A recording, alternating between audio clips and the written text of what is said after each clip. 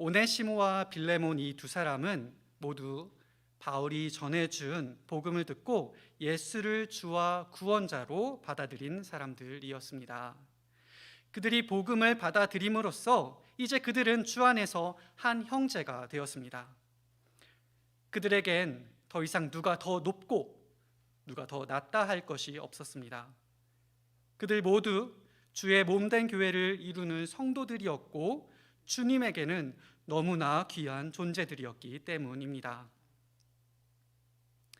그리스도 안에 있는 믿음을 통해 하나님의 의가 모든 사람에게 차별 없이 전해진 것처럼 주님 안에서 이 두 사람은 그들의 존재 가치가 서로 별반 다르지가 않았고 또 다를 수도 없었습니다. 다시 말씀드리겠습니다. 오네시모와 빌레몬, 그 둘은 주 안에서 한 형제된 사람들이었습니다. 바울은 갈라디아서에서 이 형제의 하나됨에 대해 다음과 같이 이야기합니다. 갈라디아서 3장 26절에서 29절 말씀입니다. 여러분은 모두 그 믿음으로 말미암아 그리스도 예수 안에서 하나님의 자녀들입니다. 여러분은 모두 침례를 받아 그리스도와 하나가 되고 그리스도를 옷으로 입은 사람들이기 때문입니다. 유대 사람도 그리스 사람도 없으며 종도 자유인도 없으며 남자와 여자가 없습니다. 여러분 모두가 그리스도 예수 안에서 하나이기 때문입니다. 여러분이 그리스도께 속한 사람이면 여러분은 아브라함의 후손이요 약속을 따라 정해진 상속자들입니다. 예수를 믿는 사람들은 믿음으로 그리스도 예수 안에서 하나님의 자녀가 된 사람들입니다. 그들은 예수 안에서 하나인 사람들입니다. 곧 그리스도께 속한 사람들은 아브라함의 후손이요 약속을 따라 하나님의 나라를 상속받는 정해진 상속자들입니다. 여기에는 어떤 신분상의 차별도 또 귀함도 천함도 또 높음도 낮음도 존재하지 않습니다. 그러나 빌레몬과 오네시모, 그들이 주 안에서 하나된 성도들이 되었음에도 불구하고 이 둘의 사랑의 관계를 가로막는 현실적인 장벽이 존재했습니다. 이 둘은 2000여 년 전 고대 로마 사회 안에서 주인과 노예로 살아가야 했습니다. 그들은 노예 제도라는 틀 안에 갇혀 살아가야 했습니다. 주님 안에서 부여받은 새로운 정체성과 가치관이 사회에서는 통할 리가 만무했습니다. 주인 빌레몬이 혹여나 노예 오네시모에게 노예 수준 이상의 대우를 베풀기라도 했다간 모든 이들의 눈총 따가운 시선들을 그들이 받아야 했을 것입니다. 혹여나 노예 오네시모가 주인 빌레몬 앞에서 노예 수준 이상의 어떠한 선 넘는 행동들을 보이기라도 했다간 보이지 않는 사회적인 압력과 무언의 괴롭힘들을 그들이 당해야만 했을 것입니다. 그리스도인답게 살아가기 위해선 불편함을 넘어선 박해와 수많은 질타들을 그들이 사회로부터 받아야 했을 것입니다. 주 안에서 새로운 정체성을 가지고 새로운 가치관을 가지고 살아간다는 것은 그들에게는 그리 쉬운 일은 아니었을 것입니다. 그리고 그냥 그렇게 쉽게 해결될 일도 아니었습니다. 믿기지 않으시겠지만 지구상에서 노예제도가 폐지된 지는 불과 40년밖에 지나지 않았다고 합니다. 사하라에 위치한 모리타니 정부는 1981년 불과 40년 전에 세계에서 마지막으로 노예제도를 폐지했습니다. 복음이 지중해에 전해지고 나서 얼마나 오랫동안 노예제도가 이 세상에서 유지되어 온 것입니까? 대략 1900년 동안 노예제도가 존속되어 왔습니다. 그 기간 동안 물론 기독교인들뿐만 아니라 많은 사람들이 노예제도로 인해 고통을 받았습니다. 그런데 기독교인들은 더더욱 힘들었습니다. 왜냐하면 사람을 물건으로 취급하는 것을 하나님께서 기뻐하지 않으셨기 때문입니다. 그래서 돌이켜보면 오네시모와 빌레몬 이 둘은 사실 그들의 삶, 일평생 동안 사회로부터 오는 중압감에 시달리며 살아가야 했을 것입니다.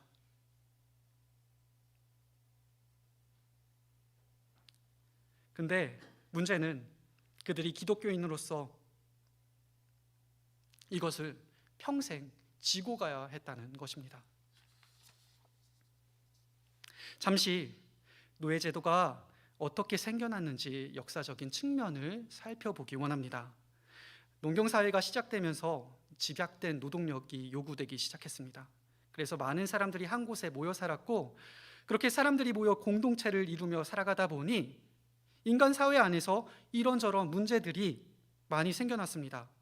그리고 사람들은 그 문제들을 해결하기 위해 자신들의 필요에 따라 여러 제도들과 관습들을 만들어가기 시작했습니다. 사실 오늘날 우리도 마찬가지로 여전히 사람들이 만들어 놓은 관습과 제도의 틀 속에 그 안에서 살아가고 있습니다. 물론 사람들의 인권이 중시되면서 수없이 많은 악법과 불합리한 제도들이 사라졌고 또 사라져가고는 있습니다. 그러나 인간 사회가 가진 문제들은 법과 제도로 해결할 수 없음을 우리는 오늘날 우리들의 현실을 보면서 확인할 수 있습니다.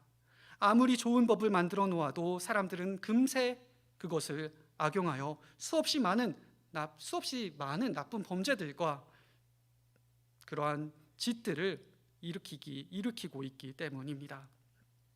사실 법이 문제가 아니고 우리 인간들이 가진 잘못된 가치관, 잘못된 사고방식, 또 잘못된 생각의 체계에 문제가 있는 것이죠.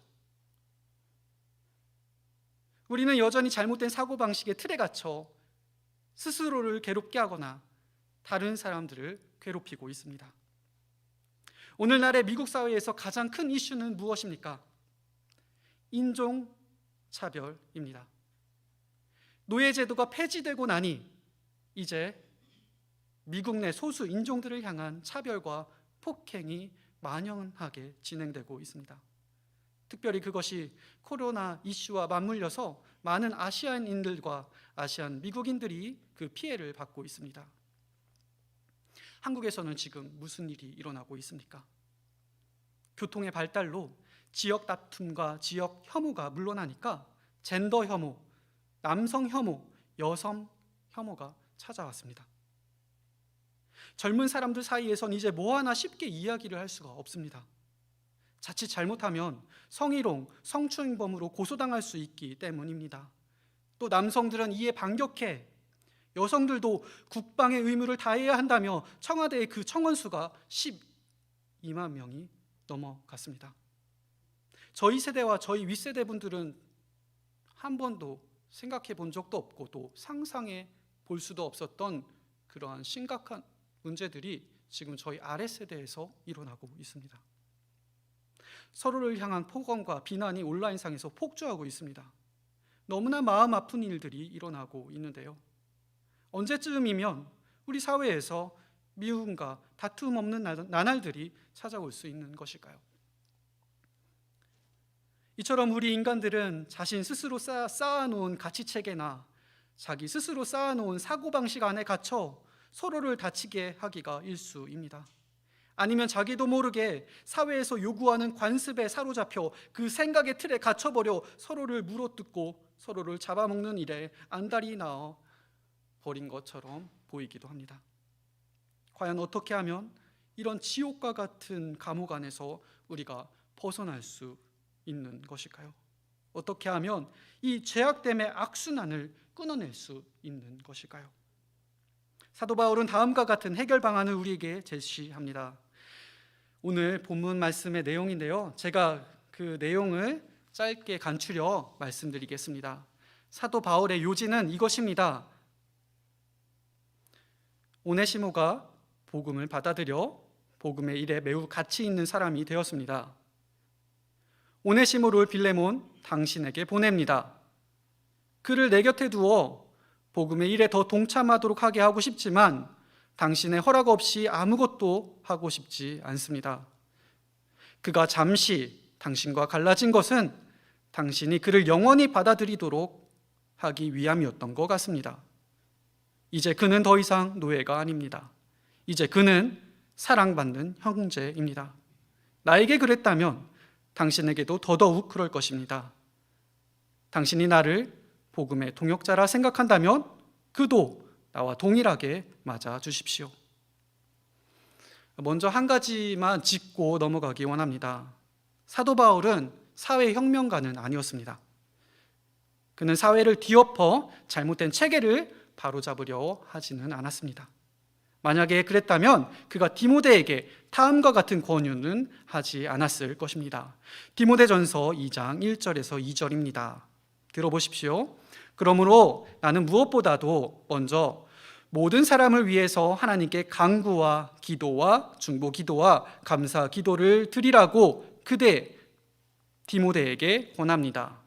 왕들과 높은 지위에 있는 모든 사람을 위해서 기도하십시오. 그것은 우리가 경건하고 품위 있게 조용하고 평화로운 생활을 하기 위함입니다. 잘못된 사회를 바로잡기 위해 떠들썩하게 일어나 소요나 소란을 일으키는 것과는 정반대로 사도 바울은 나라를 위해, 지도자들을 위해 기도하라고 우리에게 말합니다. 그리고 그것은 우리가 경건하고 품위 있게 또 조용하고 평화로운 신앙생활을 하기 위함이라고 말해주고 있습니다. 사도 바울은 기독교와 맞지 않는 사회 체제라 해도, 그러한 체계라 해도 크게 개의치 않았습니다. 기독교와 정반대되는 법들이 만연한다 해도 그는 크게 개의치 않았습니다. 그에게 있어 무엇보다 중요한 것은 복음이 전해지는 일이었기 때문입니다. 물론 우리에게 대통령을 뽑는 또는 나라의 지도자를 뽑는, 국가의 지도자를 뽑는 선택권이 주어진다면 그 권리를 기독교를 지지하는 분들을 위해 사용해야 할 것입니다. 그리고 또 사회적 약자들을 위해 올바른 법이 제정될 수 있도록 관심과 노력을 기울여야 합니다. 하지만 그런 일들이 복음이 전해지는 일들보다 우선될 수는 없습니다. 그러한 일들 때문에 오히려 복음이 전해지지 못하는 경우가 생긴다면 그 일들은 되려 그 의미를 완전히 상실해버리기 때문입니다. 사도 바울은 아마도 그런 부분을 매우 염려했던 것 같습니다. 그렇다면 복음이 도대체 무엇이기에 사도 바울은 이토록 복음을 중시했던 것일까요? 그것은 다시 우리가 빌레몬과 오네시모의 관계를 살펴봄을 통해서 알 수 있습니다. 복음이 그들에게 어떤 변화를 가져다 주었는지 살펴봄을 통해 왜 그렇게 바울이 복음을 중요시했는지 우리는 알 수 있게 될 것입니다. 복음이 오네시모와 빌레몬에게 어떤 변화를 가져다 주었습니까? 복음은 사랑의 관계를 막아서는 모든 제약들을 깨뜨려 버렸습니다. 사랑의 관계를 막아서는 인간이 세워놓은 악습과 악법, 무분별하게 전해져 내려오는 관습과 체계, 그 모든 것을 단번에 깨뜨렸습니다. 사도 바울이 빌레몬에게 말합니다. 믿음을 통해 복음을 받아들인 오네시모는 더 이상 노예가 아닙니다. 그는 이제 주 안에서 하나님이 정말 기뻐하시는, 하나님이 정말 사랑하시는 당신의 참 형제입니다. 또 그는 복음의 일에 동참한 당신의 동역자입니다. 그러니 당신이 나를 받아들인 것처럼 나와 동일하게 오네시모를 주의 사랑받는 형제로 받아들이십시오. 그리고 뒤이어 바울이 이야기합니다. 18절부터 읽도록 하겠습니다. 18절, 19절 함께 읽도록 하겠습니다. 그가 그대에게 잘못한 것이 있거나 비친 것이 있거든 그것을 내 앞으로 달아놓아 주십시오. 나 바울이 친필로 이것을 씁니다. 내가 그것을 갚아주겠습니다. 그대가 오늘의 그대가 된 것이 나에게 빚진 것이라는 사실을 나는 굳이 말하지 않겠습니다. 바울은 혹여나 오네시모가 빌레몬에게 금전적인 손해를 끼쳤을까 봐 미리 염려하여 이런 이야기를 꺼낸 것입니다. 어떠한 금전적인 문제 때문에 이 둘의 사이가 주 안에서 굳게 서게 되지 못하게 될까 봐 노심초사하며 이 문제에 대해 이야기를 꺼낸 것입니다. 그리고 그가 이야기합니다. 자기가 대신 갚아주겠다고요. 바울은 금전적인 일 때문에 주 안에서 한 형제 자매된 관계가 깨어져선 안 되고 또 깨어질 수도 없다고 생각했습니다. 돈은 주 안에서 맺어진 형제 자매의 관계에 비하면 매우 작고 아주 사소한 것에 불과하기 때문에 자기가 대신 갚아주겠다고, 그래서 이렇게 크게 내 친필 사인을 할 테니 걱정하지 말라고, 걱정 붙들어 매라고 당부하고 있는 것이죠. 바울이 얼마나 사력 있게 편지를 썼는지 알 수 있는 대목입니다. 어떠한 장벽도, 심지어 그것이 금전적인 문제라 할지라도 주 안에 있는 성도의 그 사랑의 관계를 갈라놓지 못할 것입니다. 이 이야기를 전한 뒤 다시 바울은 빌레몬으로 하여금 자신의 부탁을 잊지 말라고 이야기합니다. 바울이 무엇이라 이야기합니까? 19절 뒷부분입니다. 제가 읽도록 하겠습니다. 그대가 오늘의 그대가 된 것이 나에게 빚진 것이라는 사실을 나는 굳이 말하지 않겠습니다. 반어법이죠. 참 기품 있는 어머니들이 이런 말투를 잘 사용하시는 것 같아요. 온유 친구가 있는데요, 그 아이는 정말 특이하게도 개미 잡아먹는 것을 좋아한다고 합니다. 그 친구가 개미 잡아먹는 모습을 보고 온유가 너무 놀라서 그 친구 엄마에게 달려가 친구가 개미 잡아먹는다고 그렇게 이야기했다고 합니다. 그러니까 그 어머니께서 하시는 말씀이 그래, 개미 소스에라도 찍어 먹지 그러니? 먹지 말라는 말씀이죠. 바울도 반어법을 사용해 이야기합니다.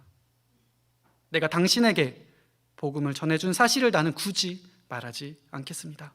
꼭 이 말을 해야겠다는 말입니다. 왜요?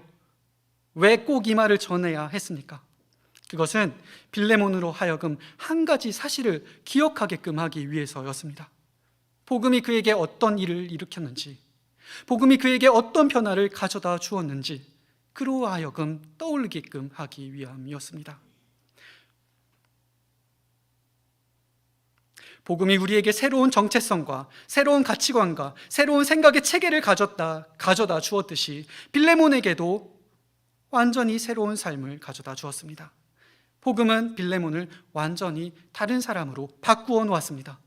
복음으로 인해 빌레몬의 삶은 자신을 억누르고 있던 모든 죄와 그 죄의 짓누름, 억압, 그 모든 것이 복음으로 인해 깨트려졌습니다. 아마도 그에게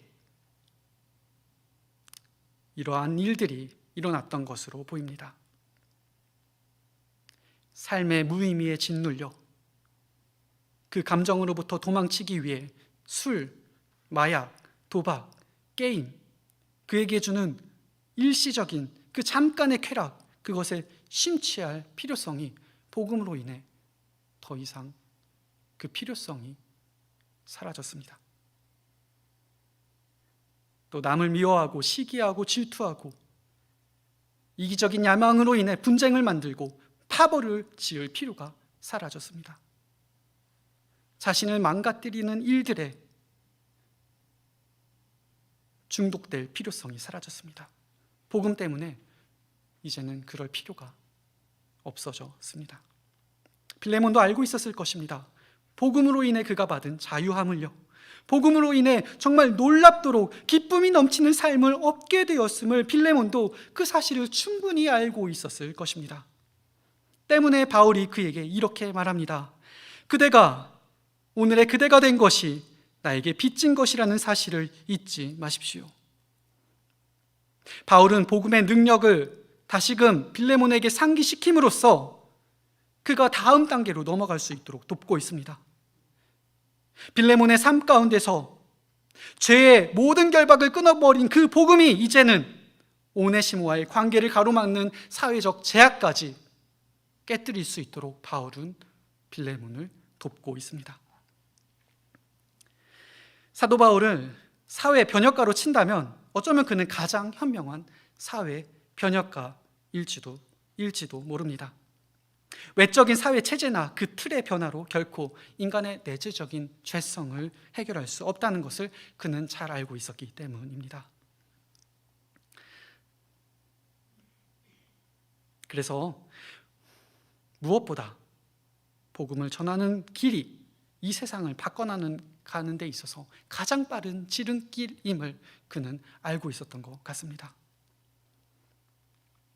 복음으로 한 사람 한 사람 바꾸어 나가는 것이 공의와 정의가 강같이 흐르는 그런 나라, 바로 하나님의 나라를 이루어가는 가장 빠른 지름길이라는 것을 사도 바울은 잘 알고 있었습니다.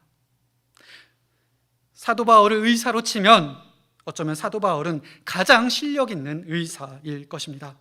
왜냐하면 인간이 가진 질병의 원인을 정확하게 진단하고 있었기 때문입니다. 그리고 그것이 인간이 가진 질병이 복음 없이는 고쳐질 수 없음을 잘 알고 있었기에, 그렇기에 바울은 언제나 복음을 가장 최우선순위에 두었습니다. 그래서 언제나 그의 말은 복음으로 시작해서 복음으로 끝날 수밖에 없었던 것이죠. 복음은 모든 죄악됨을 무너뜨리고 빌레몬의 삶을 송두리째 바꾸어냈으며, 더 나아가 빌레몬과 오네시모의 관계까지, 그 당시 어느 누구도 무너뜨릴 수 없었던 주인과 노예의 관계까지 무너뜨리고 그들을 주 안에서 자유케 만들었습니다. 복음으로 인해 주인과 노예의 관계가 사랑으로 바뀌게 되었습니다. 바울은 이에 대해 매우 확신에 차 이야기합니다. 복음으로 인해 빌레몬과 오네시모의 관계가 주 안에서 사랑의 관계로 바뀌어질 거라고 그는 매우 확신에 차 이야기합니다. 오늘 본문 말씀 21절입니다. 나는 그대의 순종을 확신하며 이 글을 씁니다. 나는 그대가 내가 말한 것 이상으로 해주리라는 것을 압니다.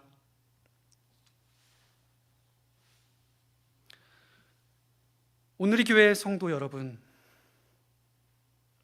바울의 이 메시지를 오늘 우리의 삶에 어떻게 적용할 수 있을까요? 오늘 우리 사회에는 더 이상 노예도 존재하지 않는데 말입니다. 모든 죄악됨을 무너뜨리는 힘을 가진 이 복음을 어떻게 우리의 삶에 적용할 수 있을까요?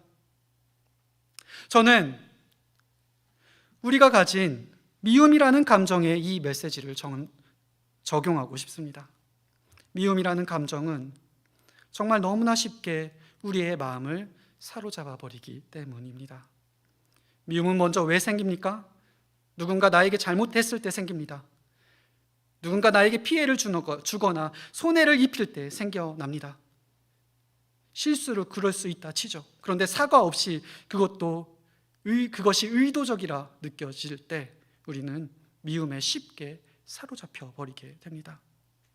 그 밖에도 누군가를 미워할 이유는 너무나 많이 있습니다. 예의 없음에, 또 무례함에, 특별히 그것이 나에게 인격적인 모독으로 다가올 때, 그때는 너무나 마음이 아프고 힘이 듭니다. 그리고 마음이 아픈 만큼 그에 상응하는 미움이 우리의 마음속에 뒤따라 일어나죠. 그런데 이 미움이라는 감정은요, 특이하게도 우리를 좀먹어 갑니다. 한번 그것을 마음에 풀어놓으면 미움이 우리의 마음을 다 갉아먹어 놓습니다. 그리고 우리가 어떻게 대처할 수 없을 만큼 그것이 커져버려 나중에는 감당이 안 되더군요. 미움이 나를 사로잡아 더 이상 그 감정에서 헤어나올 수가 없게 되어버리더라고요. 결국 그 미움의 감정 안에 갇혀버리고 마는 형국이 되더랍니다. 미움은 정말 무서운 감정 같습니다. 그러면 우리는 어떻게 이 미움이라는 죄악된 감정에서 벗어날 수 있는 것일까요? 답은 복음 안에 있습니다. 복음은 미움으로부터 우리를 자유케 합니다. 어떻게 해요, 목사님? 저도 예수님 믿는데요. 그런데 어떨 땐 정말 용서가 안 되는 사람들이 있던데요. 네, 저는 여러분에게 용서하라고 용서를 강요하고 싶지는 않습니다. 그것은 사실 제가 누군가를 용서할 만한 능력도 없고 또 그 자격조차 없는 사람이기 때문입니다. 생각해보면 내가 받은 상처들, 사실은 내가 이미 한 번쯤 누군가에게 줬었던 종류들의 상처들이고, 어쩌면 제가 더했으면 더했지 못하진 않았을 거라 생각이 들기 때문이죠. 그만큼 나쁜 사람입니다. 철저하게 자신을 되돌아보니 그렇더라고요. 그렇게 놓고 보면 상처를 받은 나도, 나에게 상처를 준 그분들도 사실은 모두 하나님께 용서받아야 할 사람들입니다. 그런데 오늘 교회 성도 여러분, 여기에서만 멈추지 마십시오. 오늘 바울이 빌레몬에게 그랬던 것처럼 여러분, 복음을 떠올려 보십시오. 자신의 아들을 죽음에 내주어 십자가에서 이루신 하나님의 그 사랑을 떠올려 보십시오. 그가 먼저 죄인들을 위해, 나 같은 악인들을 위해 자신의 모든 것을 내어주시지 않으셨습니까? 그가 십자가에서 우리의 죄악됨을 모두 담당하심으로써, 십자가에서 우리가 받아야 할 징벌들을 모두 다 받으심으로써 우리를 죄와 죽음에서 구원해 내시지 않았습니까? 그 사실을 믿는 사람들에게 성령을 통해서 하나님의 사랑을 우리의 마음 가운데 부어주지 않으셨습니까? 이 얼마나 놀라운 사랑입니까? 이 얼마나 놀라운 구원의 능력입니까? 자격 없는 우리를 하나님께서 사랑해 주셨고, 또 자격 없는 우리가 하나님의 놀라운 사랑을 받았다는 것을 기억하고 떠올려 본다면, 여러분, 우리도 사랑할 수 있습니다. 원수를 위해 심지어 죽을 수도 있습니다. 어쩌면 그것이 인간에게 주어진 가장 고귀한 가치이지 않을까 생각이 듭니다. 사랑하는 알링턴 온누리교회 성도 여러분, 부탁드립니다. 미움의 감정에 사로잡히지 마십시오. 그것을 위해 제가 기도하겠습니다. 그리고 저 또한 조심하겠습니다. 그리고 제가 그러지 않도록 여러분께서 기도해 주시길 부탁드립니다. 사도 바울은 갈라디아서에서 우리에게 이렇게 권고합니다. 함께 읽도록 하겠습니다. 13절에서 15절 말씀입니다. 형제자매, 갈라디아서 말씀이 포함되지 않은 것 같습니다. 제가 읽어드리도록 하겠습니다. 형제자매 여러분, 하나님께서 여러분을 부르셔서 자유를 누리게 하셨습니다. 그러나 여러분은 그 자유를 육체의 욕망을 만족시키는 구실로 삼지 말고 사랑으로 서로 섬기십시오. 모든 율법은 내 이웃을 내 몸과 같이 사랑하여라 하신 한마디 말씀 속에 다 들어있습니다. 그런데 여러분이 서로 물어뜯고 잡아먹고 하면 피차 멸망하고 말 터이니 조심하십시오. 사랑하는 오늘의 교회 성도 여러분, 예수 그리스도가 죽고 3일 만에 부활하셨습니다. 그리고 그 사실을 믿음으로 인해 우리는 모든 죄악됨에서 자유케 되었습니다. 더 정확히 자유함이 가능케 되어졌습니다. 그리고 이제는 여러분들의 선택입니다. 그런데 그 선택은, 하나님의 의로움을 택해야만 하는 그 선택은 그렇게 될 수밖에 없고, 또 반드시 그렇게 되어야만 하는 우리들의 선택입니다. 죄에 사로잡히지 마시고 자유하십시오. 그리고 그 자유함을 가지고 또다시 죄악됨에 사로잡히지는 마십시오. 다만 여러분의 이웃들을 사랑하십시오. 그리고 우리가 그렇게 하나님의 사랑을 선택하다 보면 내가 용서할 수 없을 만큼 미웠던 사람도 어느새 용서하고 있는 여러분 자신을 발견하게 되실 것입니다. 율법을 지키지 말고 율법을 이루어 내십시오.